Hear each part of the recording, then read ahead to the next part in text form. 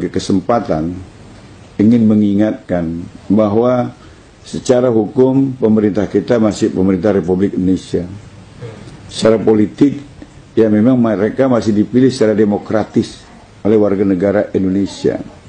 Tapi secara sosiologis ada impossible hand yang mengendalikan jalannya pemerintahan dan kekuasaan politik di Republik ini. Ya, kita nggak tahu apa itu, tapi yang kita khawatir adalah munculnya kembali tanda-tanda kebangkitan PKI. Saya guru sejarah 12 tahun. Ya, penatar P4 saya 10 tahun. Saya peserta terbaik 1 penataran P4 tingkat nasional angkatan kelima di Sumatera Utara. Saya terbaik 1. Kenapa? Karena saya bisa menjelaskan Pancasila itu dengan data sejarah. Nah, kenapa saya yang khawatir adalah kebangkitan PKI? Begini, dulu ketika PKI akan bangkit, kondisi yang terjadi sama seperti sekarang. Harga-harga kebutuhan begitu mahal. Dan kesempatan bekerja begitu sulit. Apa yang terjadi kalau kerja sulit, kebutuhan mahal? Orang nekat, orang galau. Situasi ini sangat subur untuk diprovokasi ke arah kepentingan sang provokator. Ya, jadi waktu tahun 64 menjelang 65 seperti ini. Sekarang juga berulang. Saya khawatir ini dilakukan oleh kelompok yang sama, PKI. Karena orang yang kesulitan, orang galau itu sulit untuk disatukan. Seperti daun kering, nggak bisa diikat. Yang susah, yang paling mudah dibakar, diprovokasi. Nah, ini kondisi yang memang mereka ciptakan. Jadi penguasaan ekonomi di segala sektor. Kita terkejut ketika Bank Dunia mengeluarkan data. Perekonomian Indonesia hari ini hanya berada di tangan 10 jari dari 2 tangan manusia. Jadi mungkin 9 naga tambah 1, kita nggak tahu. Seperti itu. Nah, ini kan mereka bisa men-setting apa saja. Mereka bisa men-setting apa saja. Lapangan pekerjaan kasih sama siapa, mereka bisa. Sekarang dikasih sama imigran-imigran Tiongkok. Legal maupun yang ilegal. Dulu sih boleh kasih pekerjaan sama orang asing. Tapi dalam rangka transfer teknologi. Sekarang pekerjaan kasar yang cuma bisa dikerjakan oleh bangsa kita yang nggak sekolah itu pun mereka ambil alih. Akhirnya bangsa kita kehilangan lapangan pekerjaan. Maka saya dukung statementnya Fahri Hamzah. Bangsa kita sampai ngemis-ngemis jadi babu ke negeri lain, sementara lapangan pekerjaan di dalam negeri dikasihkan kepada orang-orang Tiongkok.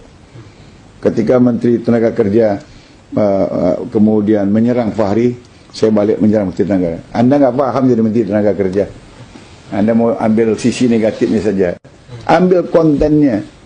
Ya, proteksilah lapangan pekerjaan dalam negeri, kasih keluarga kita biar tidak jadi TKI, TKW. Anda kok malah marah? Memang ada menteri yang bodoh, saya bilang. Nah, itu sudah terjadi ya, kesulitan pekerjaan dan mahalnya harga barang. PKI dulu bangkit dalam situasi seperti ini. Kenapa? Rakyat mudah diprovokasi. Yang kedua, ciri kebangkitan PKI tahun 65 itu adalah kriminalisasi ulama dan tokoh bangsa. Lagi-lagi supaya masyarakat kehilangan arah. Nggak ada panutan. Jadi kalau ulama di stigma jelek, ulama di stigma negatif, tokoh-tokoh bangsa yang banyak berjasa dikatakan makar, di stigma negatif, kan mereka kehilangan arah. Karena tidak punya lagi panutan. Ini juga situasi yang diinginkan PKI. Kemudian pada masa lalu juga ada pendataan ulama. Utama di Pulau Jawa. Dan setelah didata, rata-rata ulama itu matinya tersembelih.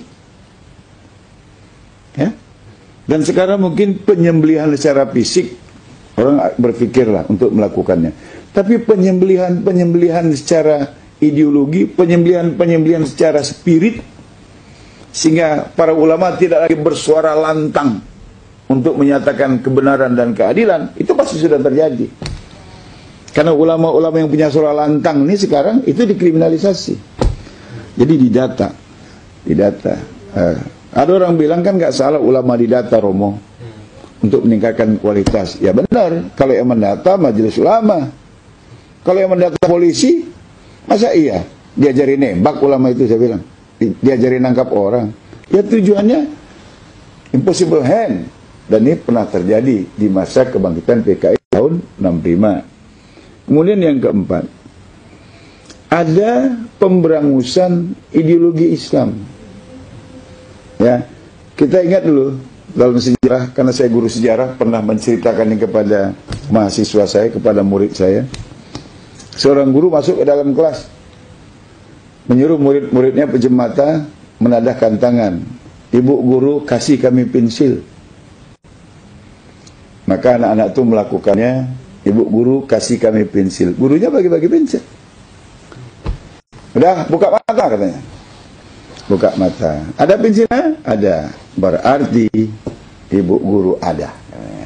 Betul anak-anak? Betul. Sekarang pensilnya taruh lagi di laci. Tadahkan tangan lagi, biar dapat pensil lagi. Mintanya sama Allah katanya. Pejam mata, ya Allah kasih kami pensil. Anak-anak bilang, ya Allah kasih kami pensil. Nggak ada toh pensilnya? Ada pensilnya anak-anak? Nggak ada. Berarti Tuhan nggak ada. Gitu. Dan itu udah terjadi lagi. Kan ada di YouTube. Seorang pemuda mengatakan, asyhadu la ilaha illallah sallallahu alaihi rasulullah. Itu artinya aku bersaksi tiada Tuhan selain Allah. Aku bersaksi Muhammad adalah Rasul utusan Allah. Saya tanya, bersaksi di pengadilan syaratnya apa? Mengalami, mendengar, atau melihat. Nah, sekarang saya tanya, kalian ngalami nggak bersama dengan Tuhan dan Rasul? Mendengar nggak dia berfirman? Enggak kan? Mengetahui nggak? Enggak. Ngapain kalian bersyahadat? Itu sudah ada di YouTube. Dan itu pasti orang komunis. Dan lebih dahsyat, tokoh nasional, mantan presiden lagi. Dalam hari ulang tahun partai yang dipimpinnya. Kemudian dengan lantang mengatakan bahwa jangan menganut ideologi tertutup. Apalagi sampai percaya pada akhirat. Akhirat itu ramalan masa depan. Pertanyaannya, apa udah ada orang yang pulang dari akhirat? Begitu? Kan sama ini. Pemberangusan. Ya, pemberangusan ideologi keislaman. Baru dituduh intoleran, baru dituduh ideologi tertutup, dan lain sebagainya. Itu sudah terjadi. Kemudian yang kelima, mata uang Republik tahun 64 itu lambangnya Palu Arit.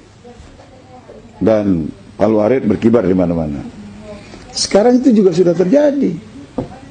Bendera Palu Arit di mana-mana, baju Palu Arit sudah dipakai orang. Aku bangga jadi anak PKI sudah ditulis orang. Dan uang baru, pecahan 5.000, 10.000, 20.000, 50.000, 100.000, bacaan BI dengan cat yang terputus-putus. Kalau kita rekonstruksi, ya memang Palu Arit lagi. Lengkap ya, lengkap itu sudah ciri-ciri kebangkitan PKI. Makanya saya khawatir ada impossible hand. Ya oke, memang pemerintah kita secara hukum masih pemerintah Republik Indonesia. Secara politik dipilih secara demokratis oleh rakyat Indonesia. Tapi kenapa kebijakannya seperti ini? Saya khawatir ada kekuatan lain yang paling saya khawatirkan adalah impossible hand. Itu adalah PKI, karena ciri-cirinya udah sama dengan ciri kebangkitan PKI tahun 65 yang lalu.